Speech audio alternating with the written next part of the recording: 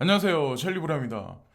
제가 영상을 만들기 전에는 항상 이제 댓글을 확인하거든요. 근데 가장 나중에, 그러니까 오늘 새벽에 이제 댓글 적어주신 분이 어떤 분이 이제 3년간의 하락장의 시작이다. 유동성 파티는 끝났으니 모두 다 이제 손절하고 떠나야 된다라는 그런 얘기를 쓰셨더라고요. 근데 제가 알고 있는 이제 2015년 말에서 2016년 초반에 들어왔던 분들이 트위터에서 이제 활동하시는 분들도 있는데, 그분들은 이제 견뎌내야 된다라는 의미의 어떤 그런 포스팅을 하시는데, 왜 근데 팔고 떠나야 된다라는 말하는 사람들은 과연 언제부터 코인 투자를 했었을까요? 어떤 사람들이 말이 조금 더 확률상 높을까요? 네, 저희 이제 그렇게 말씀드리고 싶거든요.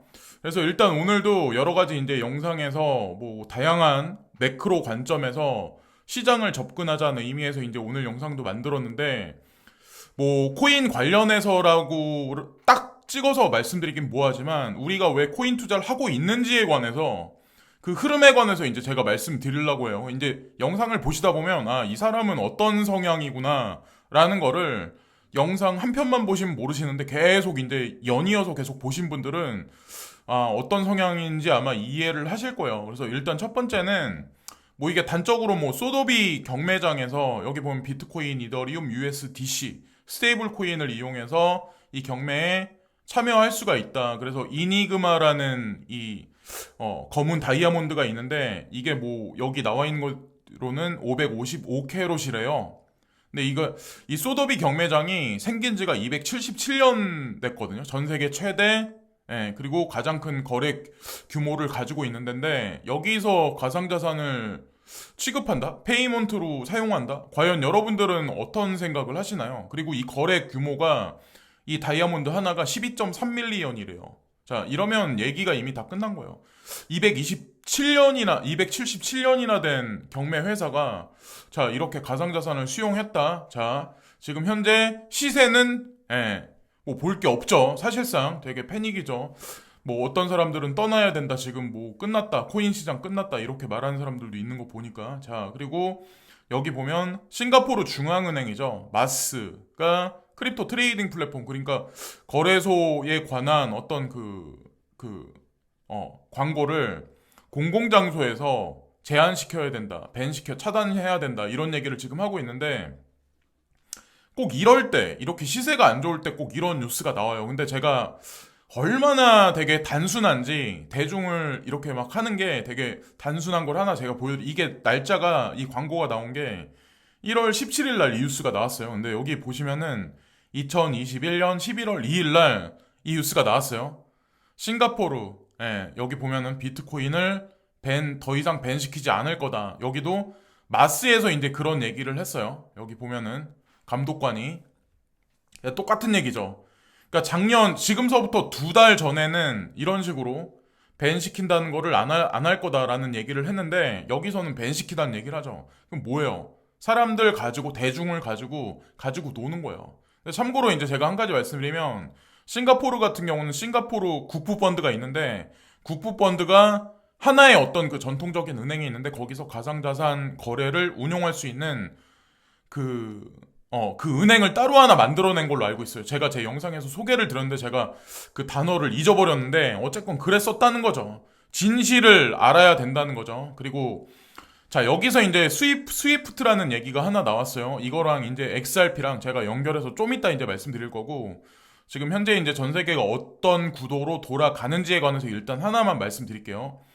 일단 미국은 트럼프 행정부가 들어서면서 지금 바이든 행정부인데, 그 자국 우선주의로 돌아섰어요. 아마 여러분들 기억하실 거예요. 어느 날부터 미국은 자국 우선주의로 돌아섰어요. 그러면서 전 세계에 있는 미군의 일부를 철수하기 시작을 했어요. 콜로니에서. 자, 근데 그 이후부터 중국은 홍콩을 가지고, 지금은 대만을 가지고 좀 그러고 있죠. 근데 홍콩은 이미 중국 쪽으로 넘어갔고, 대만은 올림픽 이후에 아마 손을 댈 거라고 저는 생각을 하는데, 지금 현재 러시아가, 자, 우크라이나 갔다 지금 그러고 있죠. 현재의 상황이.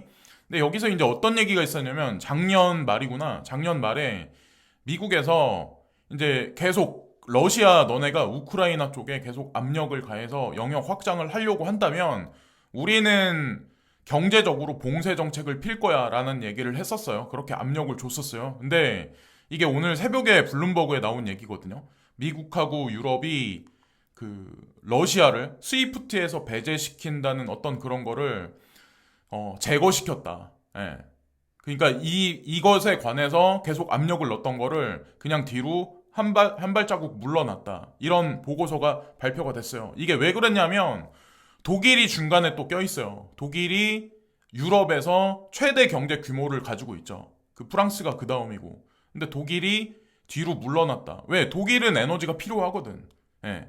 근데 철강 생산을 가장 많이 하잖아요. 그리고 완성 자동차 업계에서 전 세계에서 탑급을 자랑하잖아요. 그죠? 뭐 BMW, 벤츠 뭐 여러 가지, 아우디 뭐 여러 가지.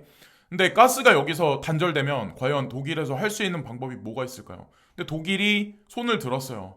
아, 우리는 이거 허락 못해. 그러면 나머지 미국하고 EU 나머지 국가들도 과연 어떻게 해야 될까요? 여기 나와 있어요. 법률상 EU 모든 27개 어떤 그 국가들 전체가 다 이것에 관해서 합의를 안 하면 이 법안이 통과가 안 돼요. 사실상. 그래서 어쨌건 압력을 넣었었는 건데 사실상 이거는 그냥 제가 개인적으로 보기엔 그냥 액션이고 코멘트였지 액션은 아니었다고 저는 이제 생각을 하거든요. 근데 어쨌건 스위프트를 얘기를 하려고 했는데 이게 국제 송금 결제망이에요. 자, 근데 베리 실버트가 여기 보면 2016년 9월 16일 날 어떤 얘기를 했었냐? 자, 여기 보면은 리플은 스위프트 2.0이 될 거야라고 예언을 해요. 하나의 예언이죠. 항상 이 사람이 이제 예언적인 거를 항상 이제 짧은 단어로 남겨요. 이때, 자, 요런 것도 이제 잘 보시고, 이클에 관한 거, 지켓이, 비트코인에 관한 것도 이제 잘 보시고. 근데 이 기사가 나온 게 이게 2016년 9월 달이었거든요. 스위프트 2.0 하면서 물음표가 딱 나와요. 그러면서 리플 주요 은행들과 블록체인 결제 계약 체결했다. 요런 얘기가 나와요. 자, 그래서 날짜를 보시면 거의 비슷한 시점에 이 얘기가 나왔었어요. 자, 그래서 내용을 보시면 자, 여기 뱅크 오브 아메리카, 그리고 메릴 린치, 그리고 스탠다드 차타드, 웨스트팩, 뭐 그래서 로얄 뱅크 오브 캐나다. 그러니까 뭐 각국에서 주요 은행이라고 하는 데는 다 여기 참여를 했었던 거예요. 이미 이때서부터. 그러면 벌써 이때서부터 지금까지 6년이란 시간이 흘러갔어요. 그럼 전 세계 얼마나 많은 은행들이 여기에 참여를 했을까요? 또한 이제 중요한 게 2019년에 어떤 얘기가 나왔었냐면 13일 암호화폐 이거는 2019년에 나왔던 거거든요. 전문 매체 코인스피커에 따르면 브래드 갈링하우스 그러니까 현 CEO죠. 리플사 CEO 스위프트는 리플의 경쟁자가 아니다 라며 두 프로젝트가 같은 목표를 가지고 움직인다. 새로운 세계 질서의 일부분을 만들어낼 수 있다. 그러니까 스위프트 2.0에 관해서 사실 리플이 관여가 돼 있는 거예요. XRP가 사실 관여가 돼 있는 거예요. 그런 관점으로 보시면 돼요. 그래서 베리 실버트가 2016년에 스위프트 2.0하고 직접적으로 관련이 있다 했던 얘기가 현실적으로 이루어지고 있는 현재 상황이었다는 거죠. 이때만 해도. 지금 현재도 마찬가지. 현재 진행형이에요. 지금 현재. 두 프로젝트가 같은 목표를 가지고 움직인다. 그래서 브래드 갈링하우스가 이제 무슨 얘기를 하냐면 리플의 엑스커런트 스위프트 2.0 버전이라고 볼 수 있으며 법정화폐 간의 메시지 전송 프레임워크를 효율적으로 실시간으로 처리할 수 있다고 밝혔다. 자, 그죠? 그러니까 베리 실버트가 이게 뉴스가 나온 게 2019년이니까 3년 전에 예언했던 게 현실화되고 있던 시점이었던 거예요. 2019년에도 마찬가지로. 스위프트 2.0 버전이다. 리플의 엑스커런트가. 자, 현재 그리고 와이스 레이팅스라고 있는데 요즘엔 뭐 트위터에서 이제 언급을 많이 안 하는데 리플이 2019년 최고의 암호화폐가 될 것이라고 전망하면서 리플은 전 세계 금융기관들의 데이터와 메시지 전송을 담당하는 비영리 기관 스위프트와 경쟁 구도를 이루어 가고 있다. 근데 그죠? 여기 와이스 레이팅스는 스위프트와 경쟁 구도라고 얘기했는데 브래드 갈링하우스는 경쟁 구도가 아니라 상생 관계다. 같이 움직인다는 얘기를 했죠. 그럼 누구 얘기가 맞을까요? 어쨌건 그래서 전 세계 최고의 암호화폐라는 입지를 얻게 될 거다. 스위프트를 대체한다면. 자, 요런 얘기가 나왔죠. 그러면 자, 어떻게 될지. 베리 실버트의 예언이 어떻게 될지. 그러니까 지금 현재 아마 가격을 보시고 지난 뭐 몇 년간 계속해서 이제 홀딩 하신 분들, 다른 타 코인에 관해서 가격적인 퍼포먼스가 현실적으로 없기 때문에 이제 좀 힘드신 분들이 아마 되게 많을 거예요. 근데 XRP 같은 경우는 제가 이제 개인적으로 보는 견해는 가격이 지금 안 올라가는 이유가 이 사람들이 생각하는 요 스위프트 2.0을 구현하기까지 시간이 좀 걸리죠. 그걸 구현해 놔야 아마 그때서부터 이후부터 가격을 올려놓지 않을까라는 생각을 합니다. 물량을 잠기는 걸 방해하기 위해서 제가 보기에 그들은 플랜을 이제 중간에 이제 소송이라는 명분을 붙여서 제가 보기엔 그렇게 했던 것 같고, 또 하나 유럽에서는 어떤 일이 있었냐면 요거를 보면 이제 인플레이션에 관해서 알 수가 있거든요. 오늘 새벽에 나온 뉴스인데 유럽 연합 집행위원회가 중국하고 러시아하고 미국하고 일본, 한국에다가 규소 전기 강판 수입품에 대한 현행 반덤핑 관세를 5년을 연장했어요. 관세를 연장시켰다. 그러면 어떻게 될까요? 관세를 인하를 해야 그 자국의 물가가 하락을 하거든요. 근데 관세가 빠지니까. 근데 관세를 5년 더 연장했대요. 이게 뭘 뜻할까요? 그러니까 인플레이션을 잡는다. 인플레이션은 사그러들 거다. 유럽에서도 지속적으로 그렇게 얘기를 하는데 사그러드는 게 아니죠. 그러니까 유럽에서 과연 노리는 게 과연 뭘까요? 지금. 그래서 이런 단어도 있더라고요. 스크류 인플레이션? 이란 단어도 있더라고요. 그게 디플레이션보다 스태그플레이션보다 더 위험하다. 그런 얘기들도 있더라고요. 제가 보니까는 제가 스크루플레이션에 관한 거는 다음에 이제 말씀드릴 거고, 이렇게 되면 이게 어디로 가냐면 인도 철강 산업, 그러니까 인도 산업에 사실 나쁜 건 아니에요. 예, 요렇게 관세를 요 국가에 때려버리면, 자, 어쨌든 요것도 그냥 한 방향성으로 한번 보시면 되고, 골드만삭스가 오늘 새벽녘에 2022년 미국 경제 성장률 전망치를 3.4%로 하향 조정했다. 왜 이렇게 하향 조정을 했을까요? 올해 미국 경제가 좋을 거다. 예를 들어서 어떤 환자가 있을 때 산소 호흡기를 끼고 있어요. 그 사람 산소 호흡기를 뗄 때는 그 환자가 병상에서 퇴원을 할 때 호흡기를 떼야 돼요. 근데 지금 미국에서 제롬 파월 연준 의장이 하는 스탠스는 뭐예요? 지금 환자가 병상에 누워 있는데 미국 경제는 튼튼하다, 전망이 밝다고 얘기하면서 지금 산소호흡기를 미리 떼겠다고 지금 얘기를 하고 있죠. 그러면 앞에 어폐가 있는 거예요. 그러니까 골드만삭스는 어떤 걸 보고 경제 전망치를 3.4%로 하향 조정했을까요? 3.8에서 3.4%로 0.4%를 하향 조정했어요. 이렇게 대폭 전망을 하향했어요. GDP를. 왜 그랬을까요? 재정 부양에 대한 기대 감소, 거기다가 오미크론 변종이 확산되고 있는 현재의 와중이다. 그러면 만약에 여기서 재정 부양이 되고 오미크론이 확산되는 게 감소하면 과연 어떻게 될까요? 금리 인상하겠다는 얘기를 과연 어떻게 할까요? 저희 이제 그렇게 생각을 하거든요. 그러니까 이게 되게 말이 안 되는 게 지금 그렇게 썩 좋지 않게 경제를 바라보는데 이 와중에 금리 인상을 한다? 근데 참고로 중국은 그러니까 GDP 성장률이 5% 전망치가 나왔고 인도 같은 경우는 8%다. 이것도 그냥 참고적인 관점에서만 그냥 알아두시면 돼요. 향후에도 인도는 지속적으로 중국도 요 정도 아마 수치를 유지할 거예요. 2023년, 4년, 5년. 근데 2023년, 4년, 5년에도 미국 및 유럽 같은 경우는 제가 아는 걸로는 전망치가 썩 좋지가 않아요.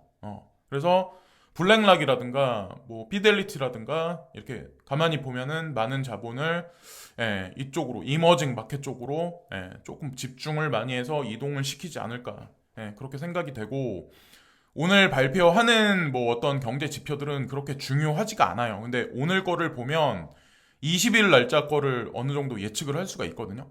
여기 보시면은 근데 20일 거를 보면 또 다음 주에 FOMC 회의의 결론이 어떻게 날지를 또 우리가 예측을 어느 정도 할 수가 있고, 그래서 뭐 요런 거는 뭐 크게 중요한 건 아니고, 영국 실업률이 뭐 어떻게 될지 오늘 4시에 발표가 날 거고, 실업률은 뭐 당연히 썩 좋지 않게 나올 가능성이 높고, 소비자 물가지수 CPI도 유럽도 그렇고 전 세계가 전반적으로 인플레이션이 약간 가라앉는 추세예요. 그리고 일본이 금리를 발표를 할 거예요. 이게 아마 클라이막스가 될 텐데 모레가 되겠죠. 모레. 그러니까 20일 날 이틀 후에. 그래서 중국 중앙은행이 기준금리 이거를 어떻게 할지. 근데 이미 중국 같은 경우는 지준율을 인하하고 양적 완화를 하겠다라고 경제를 살리기 위해서 그렇게 얘기를 현재 해놓은 상황이고, 올림픽이 코앞에 있는 현재 상황이고, 오미크론 확산 때문에 지금 제가 보니까는 다 폐쇄를 시키고 있더라고요. 공장이든 뭐든 지금 현재 상황이, 그게 아마 인플레이션을 올려놓을 것 같은데 어떻게 하는지 이제 보시고, 그리고 독일 생산자 물가지수 PPI, 그러니까 전번에는 하락을 했거든요. 예, 독일하고 유럽 같은 경우. 그리고 소비자 물가지수도 발표가 되는데 중국하고 독일하고 유럽, 그리고 특히나 가장 중요한 게 20일 날 10시 반 정도가 될 거예요. 10시 반에, 오후 10시 반. 이때 실업수당 청구자 지수, 이게 어떻게 나오는지, 이것에 따라서 다음 주 FOMC 회의에서 과연 연준에서 과연 어떻게 결정을 할지, 그게 1월 달 거하고 2월 달 거하고 쌓여가지고 3월 달에 금리 인상을 어떻게 한다는 얘기에 관해서 아마 우리가 추론을 할 수가 있을 거예요. 지금 현재는 금리 인상 몇 번 한다, 뭐 6번 한다, 뭐 8번 한다, 뭐 이런 얘기를 지금 막 누군가들이 막 해대고 있는데, 그런 관점으로 보시면 어떨까라는 생각을 합니다. 이것들이 사실 가상자산 시장하고도 매크로적으로 관련이 있기 때문에 오늘 영상에서 이제 그런 관점에서 이제 말씀을 드렸어요. 그래서 제가 누누이 말씀드리지만 시세를 뭐 하루에 50번 볼 거를 30번만 보시고, 아니면 10번 보셨던 분들은 5번으로 줄이시고, 아니면 3번 보셨던 분들은 1번만 보시고, 요런 게 아마 투자하시는 분들한테는 좋으실 거예요. 지금 뭐 추매하시는 분들 외적으로는. 자, 그래서 오늘도 이런저런 말씀을 드렸는데 끝까지 힘을 내시고, 현재 전 세계 경제가 이상한 상황으로 지금 뭐 스크류 인플레이션, 뭐 저도 이제 그걸 어저께 그 단어를 처음 봤는데, 한마디로 인플레이션은 일어나는데 우리가 지금 실질적으로 뭐 급여를 받는 거, 실질적으로 있는 뭐 어떤 어덕의 명목화폐의 가치는 떨어진다, 이런 거에 관해서 그런 단어를 쓰더라고요. 스태그보다 그게 더 위험하다고 하더라고요. 중앙은행에서 컨트롤할 수 없는, 지금 현재 이제 상황으로 지금 가고 있는 현재 와중이기 때문에, 어쨌건 가상자산이 우리 개인들한테는, 어저께도 이제 제가 말씀드렸지만 미래에는 4차 산업혁명에서 뭐 로봇들이, 뭐 로봇 산업이 창궐하고 인공지능이 여기저기 막 전 세계에 뭐 1조 개가 깔리고, 그 안에서 우리 인류가 살아남을 수 있는 길이 과연 뭐가 있을까요? 저는 코인 투자밖에 없다라고 생각하거든요. 저를 이제 제가 그렇게 말씀드리면 비웃는 사람들도 있겠지만, 뭐, 전 이미 전 세계 큰 손들은 코인 산업에 관해서 이미 오래전서부터 발 담그고 집중했기 때문에, 그게 맞다라고 저는 생각을 해요. 오늘도 시청해주신 많은 분들께 고개 숙여 감사를 드리고요. 항상 감사합니다.